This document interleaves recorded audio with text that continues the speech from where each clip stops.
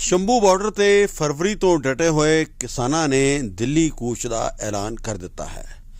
संयुक्त किसान मोर्चा non political ਦੇ ਮੈਂਬਰ ਜਗਜੀਤ ਸਿੰਘ ਡੱਲੇਵਾਲ ਨੇ ਕਿਹਾ ਹੈ ਕਿ ਸ਼ੰਭੂ ਬਾਰਡਰ ਦੇ ਖੁੱਲ੍ਹਦਿਆਂ ਹੀ ਦਿੱਲੀ ਵੱਲ ਕੂਚ ਕਰ ਦਿੱਤਾ ਜਾਵੇਗਾ। ਉਹਨਾਂ ਨੇ ਕੇਂਦਰ ਸਰਕਾਰ ਨੂੰ ਅਪੀਲ ਕੀਤੀ ਹੈ ਕਿ ਉਹਨਾਂ ਨੂੰ ਜੰਤਰ ਮੰਤਰ ਜਾਂ ਦਿੱਲੀ ਦੇ ਰਾਮਲੀਲਾ ਮੈਦਾਨ ਤੱਕ ਅਮਨੋ ਅਮਾਨ ਦੇ ਨਾਲ ਪਹੁੰਚਣ ਤੇ ਉੱਥੇ ਮੁਜ਼ਾਹਰਾ ਕਰਨ ਦੀ ਇਜਾਜ਼ਤ ਦਿੱਤੀ ਜਾਵੇ। उन्होंने कहा कि अगर रस्ते विच किथे भी सरकार वालों उन्होंने रोकण की कोशिश की गई तो वह उत्थे ही बैठ जाएंगे तो उत्थे ही धरना शुरू कर देंगे और इसकी सारी जिम्मेवारी सरकार की होगी। हाई कोर्ट ने यह कहा कि ये रास्ता हरियाणा गवर्नमेंट तुरंत खोले विद इन वीक, और उसके बाद हरियाणा गवर्नमेंट तो सुप्रीम कोर्ट में जाती है तो इसका अर्थ ये निकलता है, स्पष्ट हो गया। मैं हमने पहले भी ये कही थी बात कि रास्ता किसानों ने ना रोका था, ना रास्ता रोकने की कोई हमारी भावना थी, लेकिन हम तो दिल्ली के लिए निकले थे। रास्ता तो हमारे आने से 5 दिन 6 दिन पहले ही बंद हो गया था। तो किसानों को बदनाम करने के लिए एक नैरेटिव सृजने का प्रयास किया गया।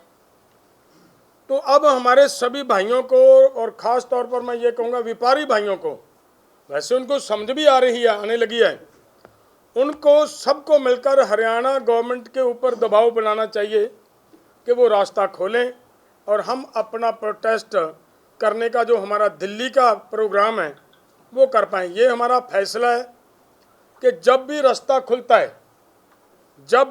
खुलता है, रास्ता खुलने के बाद हम अपना ताम जाम इकट्ठा करेंगे, सामान इकट्ठा करेंगे। वो सारा सामान आप सब ने हमारे से ज़्यादा देखा है, घर बन चुके हैं, उनको इकट्ठा करने पे थोड़ा समय लगेगा। सिर्फ उतना समय हम लेंगे और उसके बाद हमारा प्रोग्राम है जो हम दिल्ली की तरफ मतलब कूच करेंगे। हमारा इतना, हमारे साथी हैं हमारे साथ सरजीत फूल जी आगे की बात ये रखेंगे। और उसके बाद मैं ये बात बताऊं कि वहाँ पे जो हुआ वो इस लैपटॉप के माध्यम से आपके सामने पूरी की पूरी कहानी रखने की हम प्रयास करेंगे। काइंडली उसको थोड़ा जरूर अपने अपने कैमरों में दिखाने का प्रयास करना। डल्लेवाल ने कहा कि असी ट्रैक्टर ट्रालियां ते कूच करांगे क्योंकि बारिश गर्मी सर्दी तो बचण तो ट्राली ही एकमात्र एक चंगा विकल्प है। उन्होंने कहा कि कूच दे विच थोड़ा समा लग सकता है क्योंकि अजे समान समेटण दे विच समा लगेगा, लेकिन दिल्ली कूच हो के रहेगा। हमारा पर्पज़ कोई ऐसा नहीं होता का किसी तरह का कोई उपद्रव करना, कोई किसी तरह का कोई किसी के साथ झगड़ा करना। हम पीसफुली अपनी बात रखना चाह रहे हैं।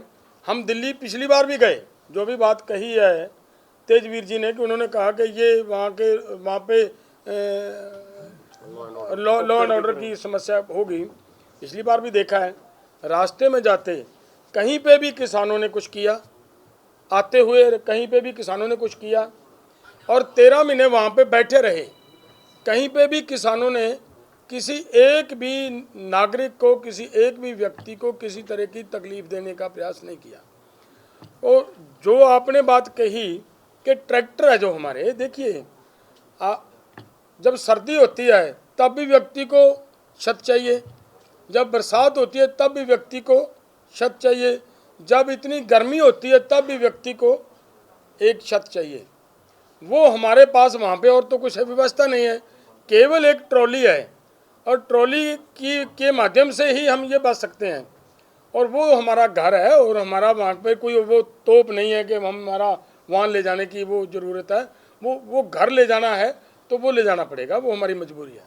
उन्होंने इल्ज़ाम लगाया कि सरकार बॉर्डर खोलने के वास्ते तैयार नहीं हो रही है, जबकि हाई कोर्ट ने इस संबंध विच स्पष्ट हिदायतां जारी कर दित्तियां ने। हरियाणा सरकार हुण इस वक्त सुप्रीम कोर्ट दे विच गई हुई है। उन्होंने कहा कि असीं नहीं, हरियाणा सरकार ने रस्ता बंद किया होया सी। किसानां ने शुभकरण की मौत के मामले विच FSL की जांच नूं लैके भी सवाल उठाए हैं। उन्होंने कहा कि किसानों नूं बदनाम करन दे लई इहदे विच शॉट गन का इस्तेमाल दस्सिया गया है।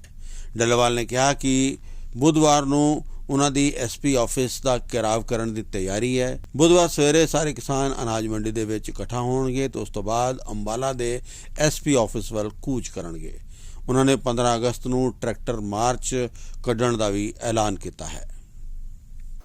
जिस समय शुभकरण के मैटर के ऊपर चर्चा हो रही थी तो हमारे माननीय हाई कोर्ट की तरफ से हरियाणा गवर्नमेंट के ही एक अधिकारी झज्जर के कमिश्नर साहब को, कमिश्नर पुलिस कमिश्नर को ये जांच सौंप दी गई है।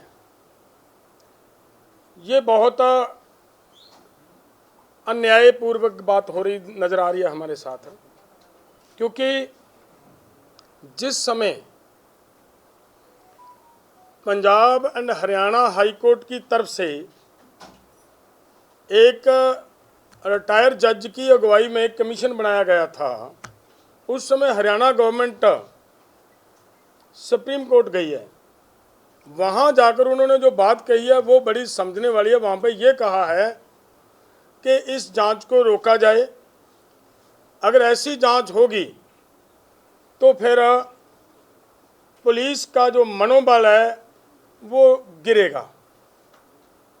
सेकंड बात उन्होंने ये बात कही, बड़ी डेंजरस बात है। उन्होंने ये कहा कि अगर ऐसी इन्वेस्टिगेशन होती है तो फिर आगे से पुलिस किसी तरह की फायरिंग करने से हिचकिचाएगी।